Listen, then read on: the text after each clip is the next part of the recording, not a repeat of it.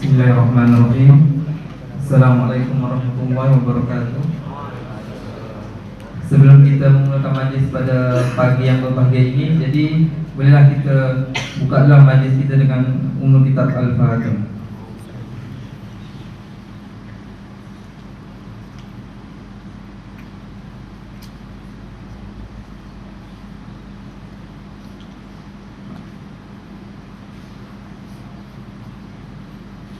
Yang berbahagia Profesor Datuk Dr. Muhammad Nurdin Darimi, Naib Chancellor Universiti Tun Nasional Malaysia, pegawai-pegawai kanan universiti, staf-staf universiti, dan para pelajar sekalian.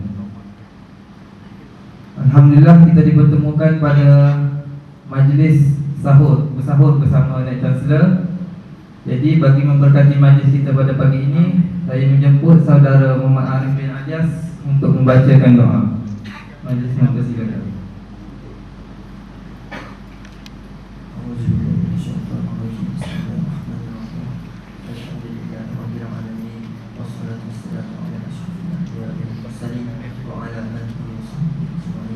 Ya Allah, ya Rahman, ya Rahim, sesungguhnya kami terjaga di pagi ini dengan kesedaran bahawa kerajaan bumi dan segala isinya seluruh adalah milik-Mu, ya Allah. Ya Allah, kami terjaga di pagi ini, ya Allah, dalam fitrah Islam dan kalimat ikhlas dan dalam agama Nabi kami Muhammad sallallahu alaihi wasallam.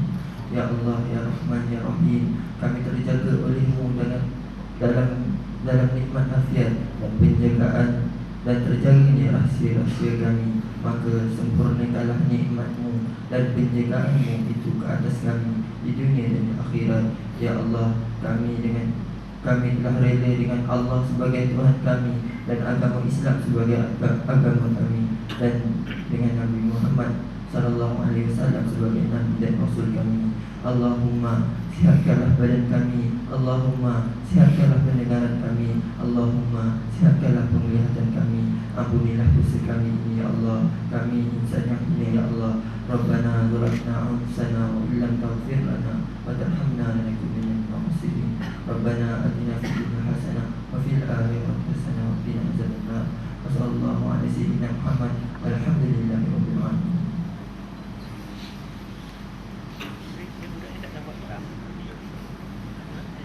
Amin amin rabbal alamin. Terima kasih ucapkan kepada saudara Muhammad Arif bin Alyas di atas bacaan ini tadi.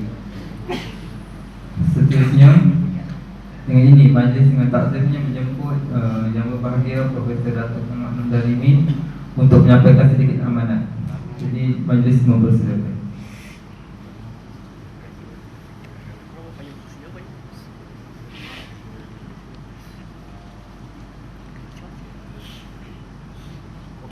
Bismillahirrahmanirrahim. Alhamdulillahirabbil alamin. Wassalatu wassalamu ala asrafil anbiya wal mursalin wa ala alihi washabbihi ajma'in. Assalamualaikum warahmatullahi wabarakatuh. Saudara pengacara majlis, Lalu Chancellor Hubungan Industri dan Masyarakat yang kerajaan jabatan yang mengajukan majlis pada pagi ini, Profesor Dr. Jalani, Saudara Imam dan Pengetua Kolej Kediaman, Pegawai Universiti, Presiden yang Ketua Persatuan Mahasiswa Universiti Tun Nasional Malaysia, Profesor Madya Dr. Syed Awilah Alidros, Pengarah Pusat Islam, saudara-saudara dan staf dari pelajar yang ada di masjid kita berpagi ini. Terlebih dahulu saya mengucapkan terima kasih kerana menjemput saya untuk bersama-sama dengan tuan-tuan dan puan-puan para pelajar khususnya dalam satu acara makan sahur bersama. Mungkin seperti masyarakat Malaysia ni dia sudah kehabisan masa, nak berbuka puasa dah tak ada lagi dah masa, jadi sahur pun dia masuk agenda. Tetapi salah satu daripada tempat yang saya tahu dia mengadakan acara bersahur tiap-tiap hari ialah satu kawasan Dewan Undangan Negeri di Tawau, nama Dewan Undangan Negeri Marotan. Ahli Dewan Undangan Negeri dia adalah seorang kita keturunan Cina, Li Yifan namanya. Dan apa dia buat adalah kerana dah tak ada masa untuk kawasan dia membuka puasa, dia sahur. Jadi pada pukul di Sabah imsyak pukul 4.30. Jadi pada pukul 3 pagi dia akan bawa kereta dia dan dia untuk sahur. Dan dah dia minta penduduk tempatan tu datang bersahur lah di surau tempat tersebut. Tapi pada tahun 2010 ini saya nampak banyaklah yang berhormat Datuk Isyamuddin Tun Hussein dan kita punya Menteri Mentor bersahur dengan penduduk kampung di Sembrong. Baru ini 2 hari lalu yang berhormat Menteri Pengajian Tinggi makan sahur di UTM. Saya dimaklumkan bahawa UTM pun tak ada yang keramai yang datang, jadi tak cukup makan hari itu. Saya tengok dalam Facebook saya lah. Jadi memang saya tak terpanjat kerana itu kali pertama acara dia adakan. Jadi mereka tak ada sambutan luar biasa. Apatah lagi di UTM kerana ramai pelajar tinggal di dalam kampus, maka makan tak cukup untuk makan sahur. Tetapi saya yakin bahawa ini adalah satu kesempatan untuk kita bersama pada khususnya pada makan sahur dan solat subuh ini. Dan kerana makan sahur ini disunatkan untuk dilambat-lambatkan. Jadi Ustaz kata tadi hari ini imsyak ialah pukul 5.48. Ini kan betul. Subuh pukul 5.48, imsyak pukul 5.38. Jadi tuan-tuan boleh makan sampai pukul 5.37. Sudah 5 lah. Selambat mungkin lah. Dan saya juga tidak tahu bagaimana saudara-saudara bersahur sebenarnya. Saya bersahur, saya berdua dengan Datin, jadi sistemnya mudah lah. Pukul 4 Datin bangun dulu, dah siap masak. Pukul 4.45 kita belum mesti. Pukul 5.15 kita berhenti makan sahur lah, untuk siap-siap dan sebagainya kita. Di Kolej Kediaman saya dimaklumkan macam-macam cara. Ramai juga pelajar kalau dia dah tidur, dia dah sahur lah. Lepas solat tarawih, solat witir, dia pun sahur. Depan rumah saya tu di restoran 25 jam tu macam memang betul lah berfungsi terus. Jadi di sini di Kolej Kediaman pengetua memberitahu saya macam-macam cara pelajar-pelajar bersahur. Tetapi mungkin juga sudah sampai masanya kita melihat bagaimana kita boleh aturkan aktiviti bersahur ini bersama supaya pelajar-pelajar tak terlepas solat subuh. Pada pagi pagi dia dah tidur terus, terlepas solat subuh. On a more serious note, the universities in the country has been discussing in greater intense on the participation of students in politics. And as you know, there is a difference between the opinion of the Deputy Minister of Higher Education and the ministry itself, that we are not supposed to delve into politics. And I have been asked by many, of course the student union have been mentioning about the opinion, and not many countries in the world students are allowed into politics. Bangladesh is one example where students are allowed to get involved into party politics, not only student politics but party politics. That means some students will be supporting a certain party, another student will be supporting another party in the campus. And those of you who are from other parts of the world, I'm sure you can share with your colleagues the experience of friends in those countries in terms of student politics. Now, I could imagine in a situation where you have a sahur here this morning, where the students are of different political parties. Even in the situation sahur like this, the students themselves may not be able to be together because of the element of division within politics.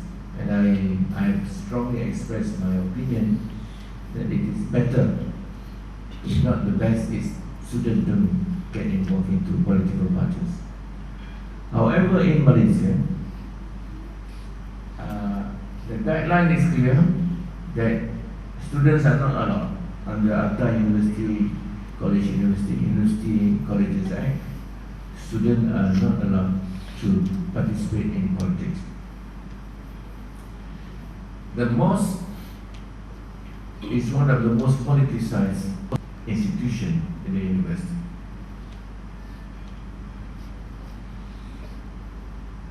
It is because in Malaysia, political parties which are religion-based is allowed. Political parties which are race-based is allowed. Political party which is based on liberal thinking is also allowed. And therefore, the position of the university's mosque has always been the challenges in this. Because in UTHM, we have student clubs who are involved in so-called student level politics in the Surau, in the College Kediaman, maybe in the mosque here. But Alhamdulillah, the situation in UTHM, I do not see that students are showing so much about their political interest as something which is major in what they try to do in the university. My opinion, me as I was a student leader in Indonesia. I was the president of the Malaysian Student Union in the whole of Indonesia. I was also the president of the student union in London, Malaysian Student Union. I was also the vice president of Malaysian Student Association in the whole of United Kingdom. I strongly believe on the position taken by the former Prime Minister of Malaysia, Muhammad Tun Abdul Razak, at that time when we asked him, the student union in London asked him whether the students should identify themselves with certain political parties, whether it is Islamic group or non-Islamic group. But in fact, he mentioned that it is better if the students have their own political party, that means students. So they can comment, they can say anything about the ruling government or even the opposition for that matter from the opinion of the student, and therefore they become more critical and at the same time analytical in what's going on. Now, I think this is the first speech in this university, like the first sahur that we are having this morning. Pertama kali kita sahur bersama dan pertama kali saya menyebut isu berkenaan dengan ini kerana dia boleh sikit sebanyak membagi belajar pada kumpulan-kumpulan tertentu, dan ini tidak memberikan sesuatu kekuatan yang baiklah untuk berbelajar. Of course, kalau sekarang pun dari segi belajar pun kita tahu juga ada yang menyokong persatuan A di luar, persatuan B, persatuan C di luar, bekerjasama dan sebagainya. Kita faham, dan itu adalah satu proses belajar sebagai pemimpin. Dan itu mesej saya pertama pada pagi ini. Kita dah baca di Bangladesh, di mana para pemimpin belajar dapat tempat dalam asrama. Kalau tak ikut parti dia, pelajar tak boleh ikut asrama. Ataupun dia menentukan siapa yang boleh duduk asrama melalui siapa yang sokong parti dia. Dan ini berlaku dalam politik, dalam kampus di universiti di Bangladesh pada saat. Yang kedua, isu berkaitan dengan kehadiran dalam kuliah. Jadi para pensyarah mendapati bahawa wujud peningkatan yang lebih baik kehadiran pelajar dalam kuliah untuk sesi ini sebelum hari raya lah. Selepas hari raya saya tak tahu. After hari raya, we do not know whether the attendance in the class is good. But I hope this is maintained, and we congratulate Jabatan Ewan Pelajar kerana pengangkutan pertama baik, bas dah mula banyak. Jadi saya kira tuan-tuan dan puan boleh jimat duit lah. Tak payahlah beli motor tu, ataupun belilah motor, parking saja. Janganlah isi minyak, buang duit. Lalu komplain duit tak ada lah, Datuk. Komputer nak beli tak ada duit. Tapi bila ada motor saja,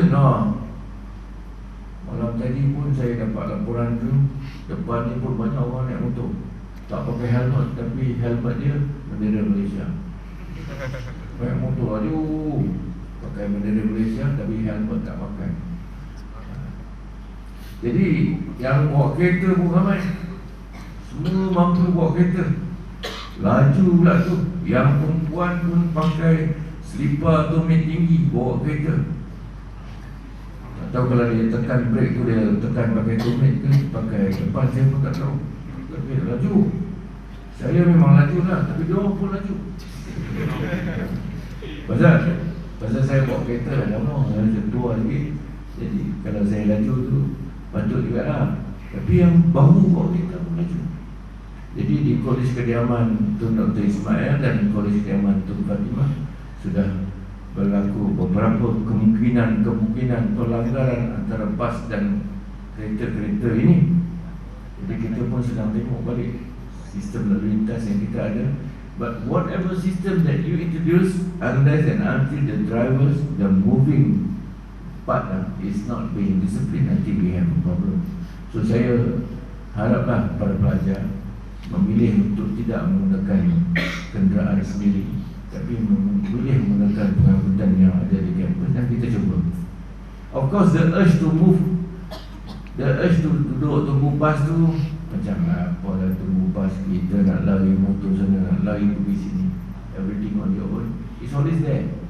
Tetapi cuba kita disiplinkan diri dan kita tengok bagaimana boleh kita atur kehidupan dia dalam lingkungan sistem lalu lintas di kampus ini.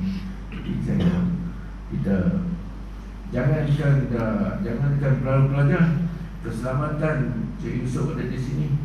Dia pun, motor dia pun sempat juga masuk dalam parit tengah-tengah tu. Sebenarnya motor dia tu susah, saya nak naik pun takut yang scramble gitu. Jadi dia pun termasuk dalam parit tengah-tengah. Baik juga kita dah timbus parit separuh. Jadi rasanya lepas ni ada alasan nak timbul lagi parit-parit lain tu lah.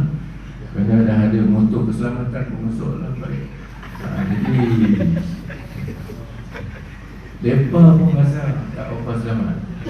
Parit-parit lah. This parit-parit is only people who are used to parit like myself. Dan untuk mereka yang tinggal di kampung di sini, kita memang biasa masuk parit tu.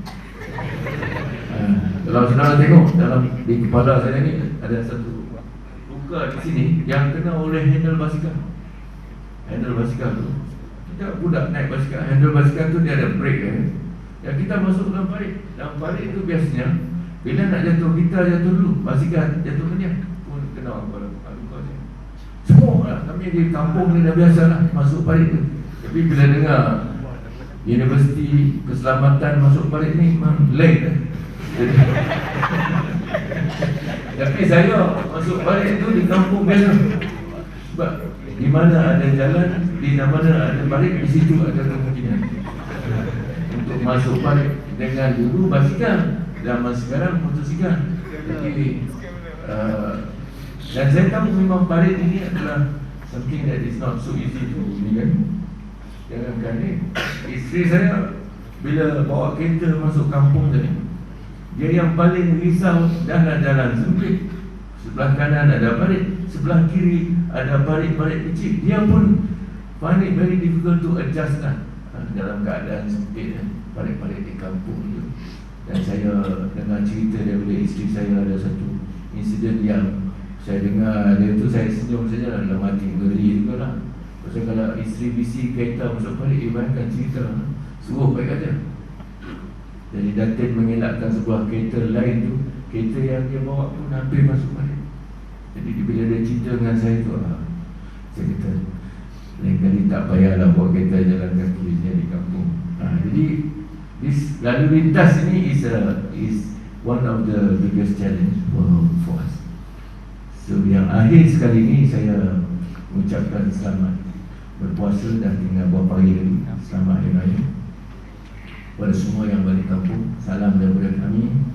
Cerita mengenai kepada ibu dan bapa tempat kita. Kalau boleh mula cerita dengan sahur bersama pun ceritalah. Dan sampaikan kepada mereka salam kami dan mendoakan supaya cuti ini tuan-tuan dan puan dalam keadaan kesihatan dan keafiatan. Dan saya bagi pihak seluruh pentadbiran universiti, khususnya pentadbiran masjid, pentadbiran di Chancellery dan ketua-ketua Kolej Kediaman, ucapkan selamat raya, maaf saya batin, dan semoga saudara akan dapat balik kampus mengikut masa yang ditentukan dan kuliah-kuliah dapat berjalan seperti biasa. Saya kira itu saja yang dapat saya sampaikan pada pagi ini. Dengan wabillahi taufiq wal hidayah. Assalamualaikum warahmatullahi wabarakatuh. Terima kasih diucapkan kepada Profesor Dr. Muhammad Nobin Dalimi di atas ucapan itu tadi. Jadi banyaklah apa yang kita boleh dapat tadi di mana pada pagi yang segar bunga ni Datuk telah membuka kita lah sejauh mana keperluan mahasiswa untuk berpolitik. Jadi sebagai mahasiswa, apa yang kita pandang itulah apa yang kita dapat. Yang kedua, kita tahulah cabaran apa yang Datuk cakap tadi. Walaupun selepas raya, kehadiran kita ke kuliah masih penuh dan baik, insyaAllah. Jadi sekarang dijemputlah yang berbahagia Profesor Datuk Muhammad Nobin Dalimi diiringi oleh pegawai-pegawai kanan untuk menikmati sedikit sahur yang telah disediakan. Disilakan.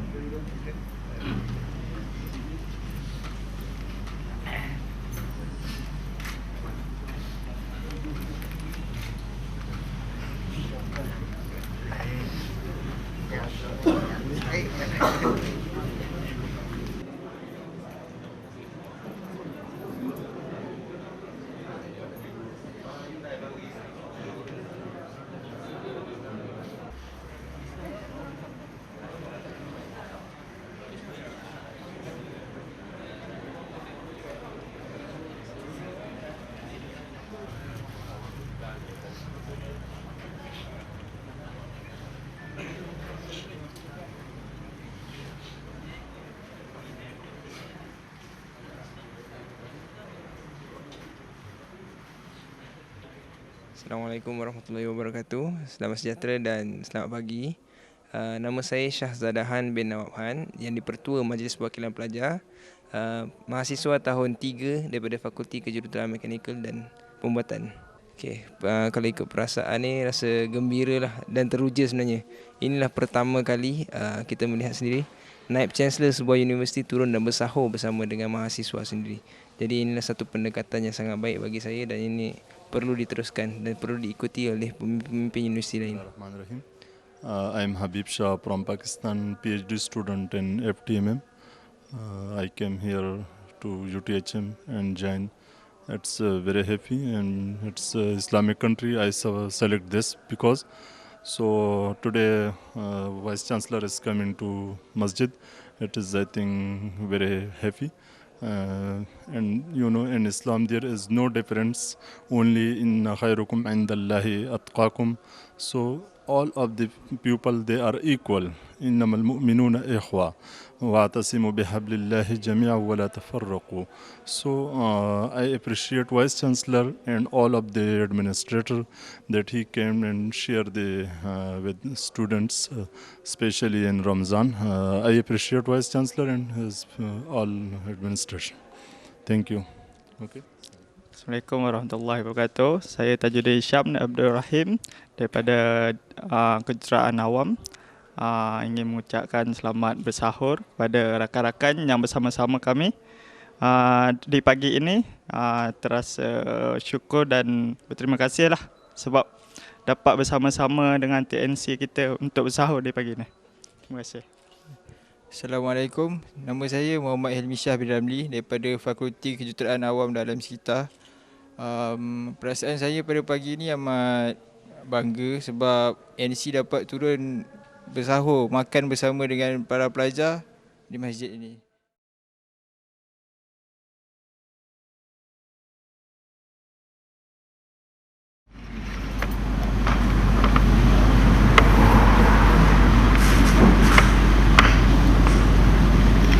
Bismillahirrahmanirrahim.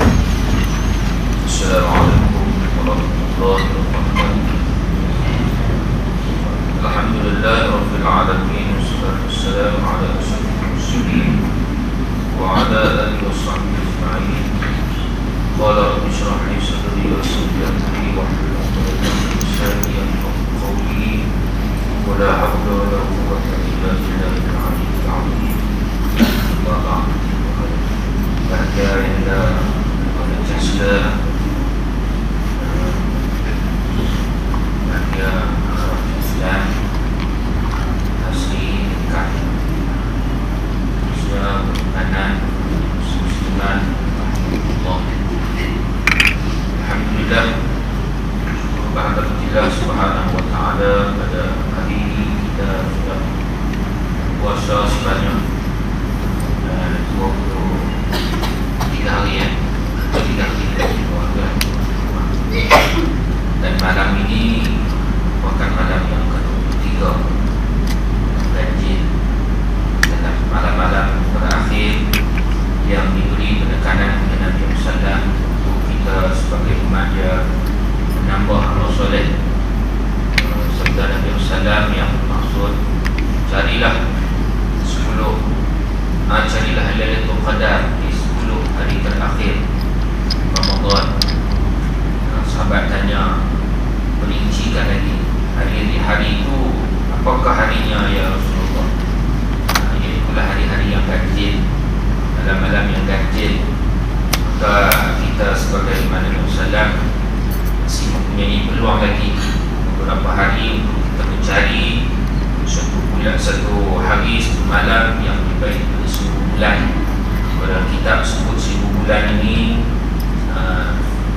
sebanyak 83 tahun 4 bulan umur kita. Kita beribadat kepada Allah Subhanahu wa ta'ala 83 tahun 4 bulan. Kita tengok umur kita sekarang ni, katalah umur kita 70, dan belum tentu solid lagi kita beribadat kepada Allah. Tapi kalau kita dapat pada malam ini bersekalian beribadat kepada Allah SWT, umur kita dah ada simpanan. Dan sekurang-kurangnya kalau umur kita 70 tahun pun Allah terima 20 tahun saja ibadat, campur dengan 83 tahun, sekurang-kurangnya 100 tahun lebih kita beribadat kepada Allah SWT sepanjang umur kita. Alhamdulillah. Sebab itulah 10 hari terakhir ini sangat Nabi sallallahu alaihi wasallam menyuruh kita semua umat dia supaya perbanyakkan amal soleh.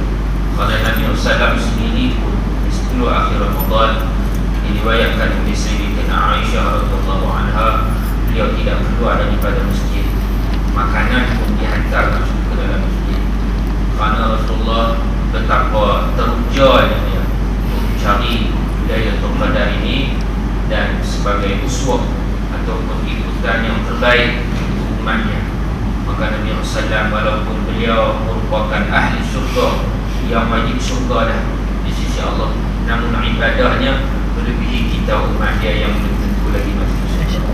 Dan inilah yang dikatakan laqad kana lakum fi Rasulillah uswatun hasanah, iaitulah pada diri Nabi sallallahu alaihi wasallam itu bagi diri kamu semua, iaitu umat dia, merupakan teladan dan petunjuk yang paling sempurna untuk diikuti.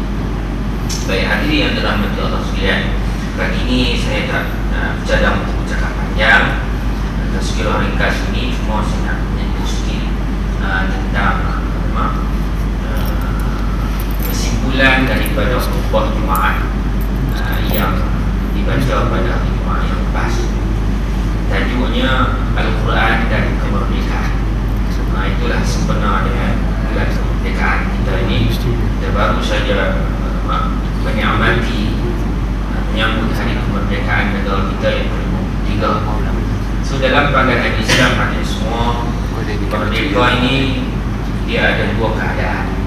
Merdeka rohani, merdeka jasmani. Islam mementingkan kemerdekaan bukan hanya jasmani tetapi juga rohani. So dalam khutbah Jumaat baru ini, khatib mimbar telah menyatakan beberapa perkara penting yang perlu diberi penekanan oleh setiap para jemaah apabila kita berhadapan ataupun kita meraihkan hari kemerdekaan. Iaitulah makna arti kemerdekaan yang sebenar. Dia kata di sini, manusia yang terdidik dan dibimbing melalui penghayatan Al-Quran akan mendapat kesan yang baik kepada jati diri mereka, keluarga dan masyarakat. Apa yang nak ditekankan dalam khutbah tahun ini, iaitulah sebenar dengan Ramadan kita 2 tahun dah rasa berbuat bulan kemerdekaan dan bulan Ramadan, dan insyaAllah setahun lagi, tahun depan pun akan jatuh. Silap-silap katanya hari raya 31 Ogos, katanya hari raya hari kemerdekaan, jatuh hari kemerdekaan. So hari semua Allah Ta'ala berpeluang kepada kita menyambut kemerdekaan negara kita ni sama dengan kemerdekaan negara Libya. Tak silap, sama. Saya ada sahabat kita juga pelajar di sini, dia pun sambut juga kemerdekaan Muhammad, apa nama Muhammad kan, merdeka Libya, merdeka Malaysia, dia merdeka. Saya ingat sebagai Datuk pun ada bagi itu, kita buat diplomasi saja, tapi itu bila itu imam semua diplomasi saja, semua dia sekali pun diplomasi sama. Saya dia nak menyambut kemerdekaan negara dia sama di Malaysia ini, kebetulan yang begitu. So ini tuan-tuan sekalian kita tengok sebagai satu rahmat daripada Allah.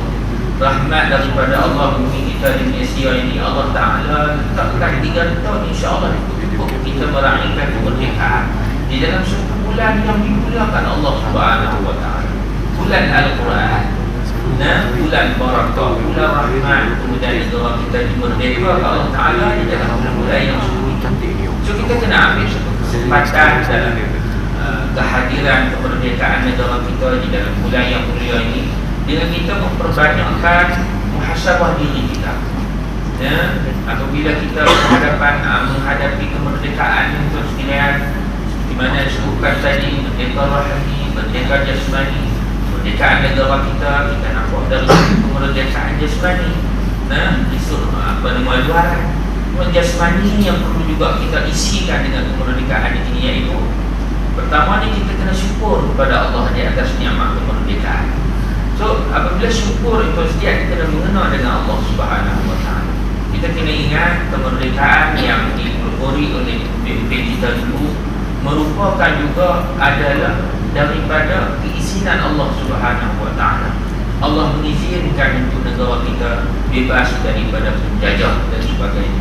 Maka apabila kita bebas daripada penjajah, dalam Al-Quran sebut dalam surah An-Nasr, idza jaa nasrullah al-fath, idza jaa nasrullah wal fath wa ra'aitan nas yadkhuluna fi dinillahi afwaja fasabbih bihamdi rabbika wastaghfir innahu kana tawwaba.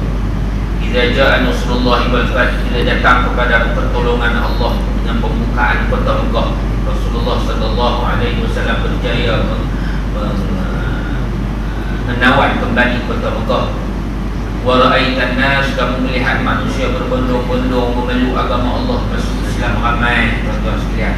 Hari Nabi buka Mekah ramai orang masuk Islam kerana mereka kagum dengan Nabi sallallahu alaihi wasallam. Fasabbih bihamdi rabbika wastaghfir. Maka di situ ada caranya untuk kita menghadapi kurniaan yang terbesar Allah Ta'ala beri kepada kita. Nabi SAW dapat buka Mekah, itu kurniaan yang terbesar kerana Allah Ta'ala dan janji kepada Nabi, inna fatahna laka fathan mubina. Allah kata sesungguhnya engkau Muhammad akan dapat buka Mekah dengan pembukaan yang cukup sempurna.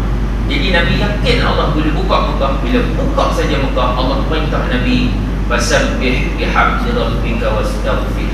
Hendaklah fasabbih, maka kamu hendaklah bertasbih kepada Allah, bihamdi, dan memuji Allah, wastaghfir, dan beristighfar kepada Allah Subhanahu wa taala. Sesungguhnya Allah Maha penerima taubat.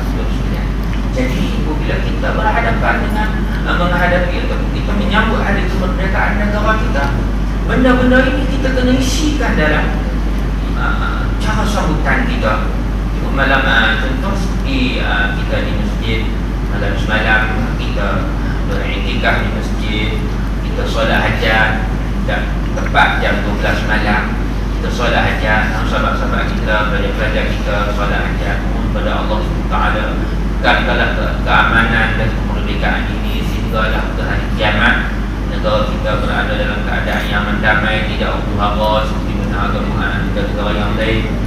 Kita mohon kepada Allah Subhanahu wa taala kurniakanlah kepada rakyat dalam negara ini jati diri yang kukuh, semangat Islam yang betul-betul kental. Kalau beragama ini agama yang betul-betulnya agama yang disuruh oleh Allah Subhanahu wa taala.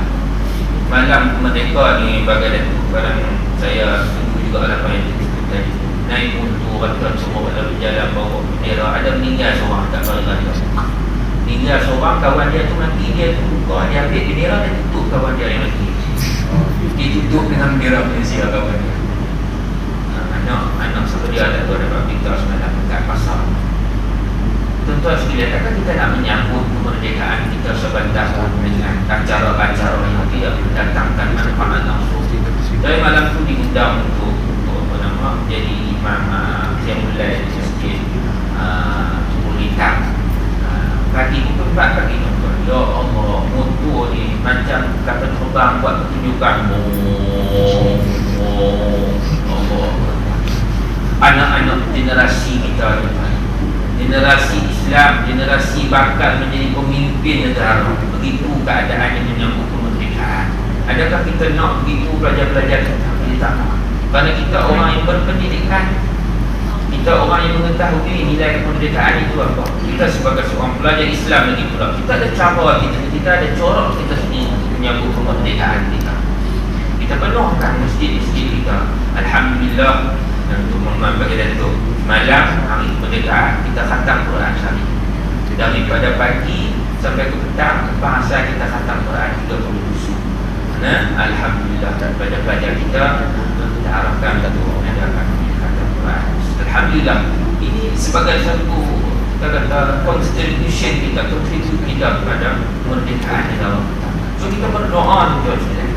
Inilah khutbah yang baru ini tuan sekalian. Dia menekankan tentang betapa perlunya penghayatan Al-Quran.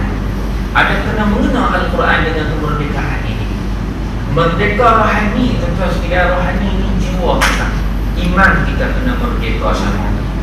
Nak merdeka iman ini tidak dapat tidak. Al-Quran adalah pemimpin yang paling ampuh sekali untuk memerdekakan iman kita. Sekarang ini ramai orang merdeka zahir. Merdeka dari sudut zahir, seronok atas tuak dan sebagainya, minum marak, tunggang putih sebagainya. Itu merdeka dari sudut hakikat manusia sebenarnya. Tetapi kita sebagai seorang Islam, kita tidak boleh merdeka dari sudut zahir yang semata-mata. Yang paling penting sekali, zahir dan batin kita kena merdeka. Dari sudut sambutan kemerdekaan, zahirnya kita merdeka daripada dijajah oleh penjajah. Zahir, batinnya kita merdeka daripada hasutan syaitan dan hawa nafsu. So hasutan syaitan dan hawa nafsu ini yang boleh memerdekakan dia daripada jiwa manusia ini hanyalah Al-Quranul Karim. Apabila manusia itu menjauhkan dirinya daripada Al-Quranul Karim, maka dia hanya akan mendapat merdeka zahir, tetapi merdeka batinnya tidak merdeka. Sebab itulah kita melihat, kita menyambut kemerdekaan ramai lagi orang yang melakukan maksiat kepada Allah Subhanahu wa taala. Kalau kita ke Kuala Lumpur lah, malam mereka ni 2 tahun alhamdulillah lah. Hambar aja sambutan kemerdekaan ni. Kerana apa, memanglah setan kan, Nabi kata setan itu Syaitan dirantai Allah Ta'ala. Jadi nafsu manusia ni dia tak terarah sangat untuk melakukan maksiat dalam bulan Ramadan ni, disebabkan dia terdidik dengan apa, dengan terawihnya, dengan adalah bi'ah suasana Ramadan ni dia beza daripada bulan-bulan yang lain. Kalau tuan-tuan sedia maklum, kita tengok suasana Ramadan ni dengan bulan-bulan yang lain, manusia itu memang beza, ada perbezaan. Ada perbezaan. Kerana apa tuan-tuan sekalian? Kalau orang tu kaki tak puasa, dia tak puasa juga. Kalau orang tu kaki tak semayang, dia tak semayang juga dalam bulan Ramadan pun. Tetapi oleh kerana dia hidup dalam suasana orang semua berpuasa, maka dia pun terpaksa kena puasa sama. Pasal makanan tak ada apa nak dia puasa sama. Sebab itulah tuan-tuan, Islam ni bukan sekadar hanya kita bagi ilmu kepada orang, tetapi dia perlu dihidupkan juga dengan suasana. Cuba kita tengok di TSN ni sudah lah tuan-tuan. Kalau nak harap semayang jemaah ni bulan lain tak ramai, tapi bulan Ramadan ni ya Allah penuh. Tengoklah lepas raya ni balik asal. Tak percaya, kita jemput sebagai datuk semayang semua boleh tengok jadi mana. Nama lain pun pasal kena ada paksaan. Bolehlah paksa ni cuba main dia jamuan. Kata tak jamuan pakai tak main lah. Kenapa tuan-tuan sekalian? Kenapa budaya agama kita boleh hidup dalam Ramadan ni, tak boleh dalam bulan-bulan yang lain? Sedangkan bulan yang lain pun bulan Allah juga. Sebab inilah Ramadan untuk mendidik kita agar beristiqamah di dalam amalan kita. Kita boleh khatam Quran, kita boleh baca Quran dalam bulan Ramadan ni. Bulan yang lain pun kita nak kena teruskan juga budaya ini tuan-tuan sekalian. So Ramadan ini sebagai satu orang kata motivate kita, sebagai satu generator kita untuk kita sah kita punya puasa kita. Selepas ini kita akan gunakan puasa kita itu sebanyak 11 bulan yang akan datang, sebelum kita berhadapan buat masuk ke dalam generator baru untuk bulan Ramadan yang akan datang. Nabi SAW menyebut asyiyamu junnah, puasa itu perisai. Perisai apa? Perisai jiwa manusia itu daripada hasutan iblis dan nafsu syaitan dan sebagainya. Kalau kita tidak berjaya membentuk suatu perisai di dalam jiwa kita, mengambil tempoh dalam masa 30 hari ini tuan-tuan sekalian, jangan harap kita akan dapat berhadapan dengan nafsu syaitan, hasutan syaitan dan tumpuan syaitan yang cukup membimbangkan. Kerana dia nak balas dendam 30 hari aku dikurung Allah Ta'ala, lepas dia pun attack apa semua balik. Sebab itulah hadir semua kadang-kadang Ramadan tidak berjaya mengarahkan diri manusia. Kerana apa? Mereka meninggalkan adab-adab ataupun cara-cara yang sepatutnya perlu dia laksanakan dalam kehidupan. Jadi hadirin yang dirahmati Allah sekalian, disebut di sini Al-Quran itu hendaklah senantiasa kita baca. Ini disebut di sini yang pertamanya tadabbur. Disebut tadabbur ni membaca. Tadabbur, baca, tadabbur maknanya apa? Bukan baca saja, baca dan menghayati. Hayati ni hidup, hayat ni hidup. Maknanya kita baca dan kita hidupkan Al-Quran yang kita baca dalam diri kita. Menghayati yang kata. Macam baca surat cinta lah kan. Baca surat cinta, girlfriend kita hantar surat tu, bacaan tu bukan macam kita baca sekali lagi mula-mula. Dia baca tu, mata dan hati itu sekali jalan. Begitu juga Quran, kita baca mata dan hati konteks sekali baru dapat tadabbur itu. Sebab itu orang Arab kalau dia baca Quran, dia boleh menyanyi kerana dia faham. Sudais Syurih di Mekah, Madinah, semayang, tiba-tiba sebab baca tak boleh. Pasal apa? Mereka ni memahami ayat-ayat yang mereka baca. Kita orang Melayu baca tak faham. Sebab tidak faham Al-Quran itulah menyebabkan manusia jauh daripada Allah Subhanahu Wa Taala. Sebab itu kita kena berusaha untuk mentadabburkan, memahami, memahami Al-Quran, menghafaz Al-Quran. Baru ni bagi untuk makluman saya hadir dalam satu program Takrimul Huffaz, memuliakan para hafiz Malaysia di sekolah tinggi di Sopor di Rembau Negeri Sembilan yang pada cikgu akan menuju punya tempat lah. Jadi dia jemput semua para hafiz seluruh Malaysia hadir di bawah Yayasan Sopor mengurniakan kemuliaan lah kepada hafiz ni, diberikan sedikit sumbangan buku Al-Quran dan sebagainya untuk memuliakan. Dan beliau mengatakan dalam ucapan dia kata, tidak ada lagi satu program yang sebegini yang dibuat mentakrimul Quran, yang memuliakan para hufazul Quran. Kerana orang yang hafiz Al-Quran, tuan-tuan sekalian, orang ahlullah, ahli Allah, orang yang memusuhi orang-orang yang menghafal Al-Quran, dia Allah isytiharkan perang bagi dirinya. Sebab itu kita kena ada azam untuk menghafaz Al-Quran.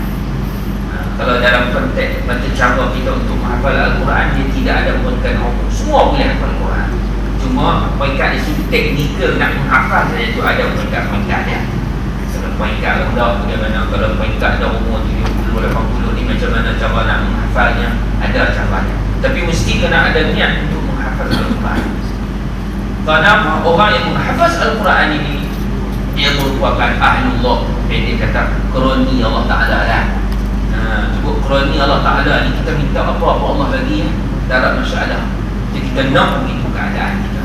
Sama generasi Islam sekarang ni, tuan-tuan yang muda-muda, dengar zaman saya di Ma'at Hafiz, umur macam tuan-tuan lah hafal Quran 2-3 pagi goyang-goyang dalam surau hafal Quran. Kadang-kadang tak sempat habis Quran, dia tak boleh terima Quran, tak boleh nak menghafal Al-Quran kepada dia. Ramai yang bercundang, tuan-tuan sekalian, tak boleh hafal, tak boleh masuk, dia bakery dalam Quran. Itu kurniaan Allah Ta'ala. Tapi bagi kita yang nak kuat, nak menghafal Quran ni, di universiti ni bukan benda yang mustahil, tuan-tuan sekalian. Bukan benda yang mustahil. Saya menggalakkan tuan-tuan untuk hafal Quran, tak ada masalah. Sebab kami, saya ada Ustaz Kamal ada, untuk nak tasmik ni tak ada masalah. Kalau bagian itu nak hafal Quran, boleh insyaAllah. Boleh, tak ada masalah. Baca Quran, baca depan saya, kami dengar, okey. Adalah sanad, nampak insyaAllah. Jadi kita berikan sebanyak-banyak. Ada seorang tutor ni yang dia hafal 10 juz. Tutor. Saya Ustaz Kamal bisa tunggu 3-4 ayat dia boleh baca. Alhamdulillah, seorang tutor menghafal 10 juz. Waktu dia di Australia, dia belajar di sana. Allah Akbar. Ini kalau orang nak boleh, tuan-tuan sekalian. Jadi ini sebagai satu orang kata apa, semangatlah bagi kita semua. Tanfiz, yakni mengamalkan. Alhamdulillah di Masjid Johor ni, setiap kali khutbah Jumaat, khatib mimbar, macam Ustaz Abdul Muttalib Syukur itu ni, yang almarhum Ustaz Johor dulu, Iskandar dulu, dia memang arahkan dalam khutbah itu mesti dibaca ayat surah An-Nisa. Ya ayyuhallazina amanu atti'u Allah wa atti'ur rasul wa ulil amri minkum fa in tanaza'tum fi shay'in farudduhu ila Allah wa rasul in kuntum tu'minuna billahi wal yawmil akhir dzalika khairun wa ahsanu ta'wila. Ayat ini tuan-tuan sekalian, masya-Allah, kalau kita baca dengan tanfiz, kalau kita baca dengan tadabbur, kalau kita baca dengan menjiwai ayat ini, dia merangkumi keseluruhan. Wahai orang-orang yang beriman, taatlah kamu kepada Allah, taatlah kamu kepada Rasul, taatlah kamu kepada pemimpin kamu yang beriman, bertakwa kepada Allah. Jikalau kamu berlaku apa masalah dalam diri kamu, rujuklah kepada Quran, rujuklah kepada hadis Nabi. Itulah yang terbaik untuk kamu. Dzalika khairu wa ahsanu ta'wila. Itulah yang terbaik kamu. Cuma ambil kesempatan yang ada ni, tuan-tuan sekalian, untuk Ramadan yang baqiyah dari mana hari lagi. Kita cuba-cubalah menyuruh diri saya dan tuan sekalian, kita kena cuba menambahkan amal kita kepada Allah Ta'ala.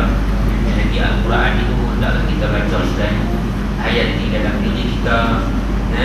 Baca Quran, Nabi sebut siapa yang baca sekali, yang lancar bacaannya dapat satu pahala. Siapa yang baca tapi dia tersekat-sekat, dia dapat 2 pahala. Kenapa begitu? Kerana orang yang baca laju ni, dia dah memang pahala dia memang dah terbaik dah di sisi Allah. Tetapi sebagai satu galakan lagi kepada orang yang tak pergi baca, nak baca Quran. Kalau tidak, kalau Nabi sebut yang baik semua, orang yang tak boleh baca malah nak baca kerana tak ada pahala. Maka Nabi SAW sebut orang yang tak pandai baca pun dia dapat 2 pahala kalau dia cuba baca tetapi dia bacaan dia tak. Dia dapat 2. Namun Pertama, pahala baca Quran. Yang kedua, pahala dia nak belajar baca Al-Quran. Tapi orang yang macam mana ulama kata begini, orang yang walaupun dia baca tak betul, tetapi dia ada usaha untuk nak belajar memperbetulkan bacaan dia. Dia nak sebut kuat ni tak betul-betul dia dari dulu sampai dah, tapi dia duk belajar nak berbetul di situ lah. Walau waladol sebut itu ya. Tapi dia tak putus asa tuan-tuan sekalian. Dia sedang biasa mempelajari atau memperelokkan bacaan sehingga dia mati. Dan Allah Ta'ala golongkan orang-orang ini sebagai orang-orang yang mempelajari Al-Quran dan diampunkan dosa-dosa. InsyaAllah. Ini garakan daripada Nabi sendiri. Nah, jangan kita takutlah baca Quran tak elok, tak kira apa. Baca ya. Kan? Baca. InsyaAllah Allah Ta'ala berrahmat kepada kita. Ni nak tadarus Quran takut tak pandai baca lah ustaz. Tak pandai baca memang. Masa kami dulu bodoh hari ni pun tak tahu apa, tapi kita belajar. InsyaAllah kita pandai lah. Lama kelamaan kan? Jangan kita lari. Kalau kita lari sampai bila lagi kita nak belajar Quran? Nampak? Jadi hati yang dirahmati Allah sekalian. Justru itu disebut tadabbur ini, dia kata memahami dan mendalami Al-Quran. Memahami Al-Quran itu tuan-tuan sekalian, kita kena baca. Lepas kita baca, kita kena faham. Lepas kita faham, kita kena mendalaminya lagi. Mendalami ni maknanya kita merujuk kepada tafsir Quran, tafsir yang ditafsirkan oleh para ulama ahli Quran, tafsir tentang maksud ayat-ayat ini. Subhanallah, tafsir Al-Qurtubi itu saja tuan-tuan, harga dia lebih kurang 3,030 juz. Bagaimana dah baru beli dua set Al-Qurtubi itu lebih kurang 3,000 tuan-tuan sekalian. Dia punya tafsiran ayat Al-Quran ini Masya Allah, satu ayat saja pun sampai semuka lebih dia menerangkan tentang maksud ayat-ayat Al-Quran ini. Subhanallah. Baca Ustaz Khalid sebut, siapa kata dalam Quran tak ada ilmu yang tuan-tuan mengaji, ilmu elektrik, ilmu fakulti mekanikal, buat enjin dan sebagainya. Dia sebut ayat Quran, sebut ayat Quran. Dia kata kat student dia mengajar part time dia kata, dalam Quran pun sebut cara nak buat kereta Izora, cara nak buat kereta Proton sana. Orang pun student dia kata, betul kan Ustaz, betul? Ya, dia betul dalam Quran. Dia sebut dalam ayat tu, wal khayla wal bighara wal hamila wal tarkafuha wa zina. Dia kata sesungguhnya kami wal hayl menciptakan kuda, unta, untuk tunggangan kamu. Zaman Nabi memang ada unta dengan kuda. Zaman kita walaupun unta kuda ada, tapi orang tak naik dah unta kuda, orang naik kereta. Jadi itu teknologi tu Allah bagi tahu basic, base supaya manusia berfikir bagaimana nak buat. Dulu besi tu, dia kata besi ni main daripada tek bintang, bukan daripada dalam bumi. Quran itu dia rejam syaitan itu dengan bintang-bintang yang merejam syaitan, dan rejaman itu masuk ke dalam bumi. Jadi besi itu yang bikin besi itu. Dia kata itu Quran sebut biodiesel ni hasil daripada yang Quran sebut dalam satu ayat, saya tak ingat tadi ni yang dia sebut dalam ayat itu. Teknologi biodiesel ni memang macam lembaga Datuk Wahab tu kan, dia buat pokok jarah tu, itu biodiesel tu digunakan. Maka Quran ni dia sebut secara basic tu kan, maka diberi peluang kepada manusia untuk mengkajinya. Tafakkaru fi khalqillah wa la tatafakkaru fi zatillah. Berfikirlah kamu terhadap makhluk kejadian aku, tapi jangan sekali-kali kamu berfikir tentang zat aku. Kalau fikir tentang zat aku, nescaya gila lah kamu semua. Memang tak akan jumpa dia punya ending. Bagaimana pemurahnya Allah ni? Pemurah macam mana Allah? Mama gila, cakap semua-semua. Allah dah sebut, fikir tentang makhluk kejadian aku. Kita fikir dulu naik unta tak, tak sesuai dengan cara kita ni buat Mercedes. Buat Mercedes dulu unta merah ni tuan-tuan, dulu Arab ni kira paling mahal, eksklusif punya unta. Sekarang ni yang paling mahal buat Alphard lah, lebih lagi tu. Toyota Alphard dan tu pakai Mazda punya start kan paling mahal tu. Jadi itulah keadaan. Wa a'idhu lahu mastata'tum min quwwatin min ribatil khair. Dan dalam ayat tu kata hendaklah buat persediaan. Allah kata dengan kuda yang cantik, kuda yang hebat. Sudahkah kita nak sediakan kuda ni sekarang dah? Fighter tank, kapal terbang canggih, itulah yang menggantikan kuda. So ini perubahan ini adakah salah? Tidak salah. Maka ini disuruh oleh agama. Kerana perubahan masa itu kerana dia tidak melanggar syariat Allah Subhanahu wa taala. Ini contoh sekalian, Al-Quran merupakan segala-galanya dalam kehidupan kita. Jadi hadirin yang dirahmati Allah sekalian, itulah di antara kesimpulan yang paling penting yang nak disebut. Dalam khutbah yang baru ni saya cuba nak mengingatkan kembali, kerana kita masih lagi berada di dalam period kemerdekaan ini, semangat kemerdekaan ini. Kita sebagai warga ITHM ini tidaklah menyambut kemerdekaan ini dengan penuh tawaduk dan muhasabah diri, beristighfar, tasbih kepada Allah SWT. Mudah-mudahan Allah Ta'ala mengekalkan kemerdekaan kita dan generasi yang ada di hadapan kita semua ini bakal akan menjadi generasi yang merdeka sebenar-benarnya, rohani dan jasmani. InsyaAllah. Jadi sekadar itu, kalau kita masih ada komitmen bagian itu pada komitmen membuatkan yang lain pada komitmen pagi ini, insyaAllah ini seperti biasa pukul lagu akan diadakan selepas solat asar. Jadi kita semua diminta untuk mengambilnya sekejap lagi pukul 7 pagi, tepat jam 7 pagi, maka api pun akan dibuka lah untuk memasak pukul lagu. Jadi hari yang dirahmati Allah, sekadar ini saya dapat kongsi tuan untuk tazkirah ringkas kali ini. Mudah-mudahan dengan apa yang saya sampaikan ini dapat memberi manfaat kepada diri kita semua. Sudahi dengan mudah itu hidayah. Assalamualaikum warahmatullahi wabarakatuh.